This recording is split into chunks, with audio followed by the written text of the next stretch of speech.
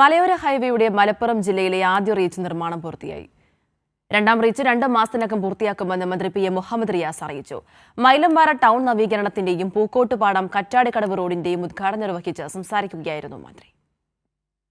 8.7 kilometre നീളമുള്ള കാളികാവ് കരുവാരക്കുണ്ട് റീച്ചാണ് പണി പൂർത്തിയായത്. 10.9 കിലോമീറ്റർ നീളമുള്ള പൂക്കോട്ടുംപാടം മൈലാടി റീച്ച് 2 മാസത്തിനകം പൂർത്തിയാക്കും.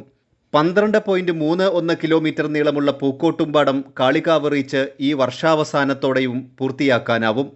ജില്ലയിലെ ആകെ 69.5 കിലോമീറ്റർ മലയോര ഹൈവേയിൽ ബാക്കിയുള്ള 3 റീച്ചുകൾ ടെൻഡർ എസ്റ്റിമേറ്റ് നടപടികളിലാണെന്നും മന്ത്രി പറഞ്ഞു.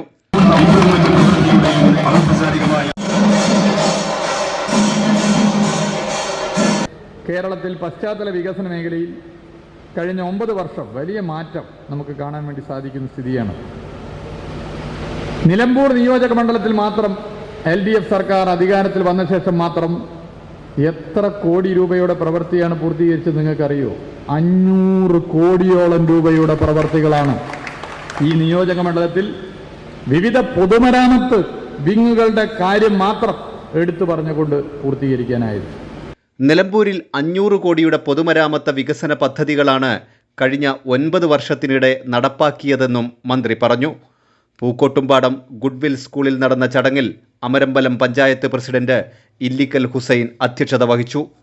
കൈരളി ന്യൂസ്, മലപ്പുറം.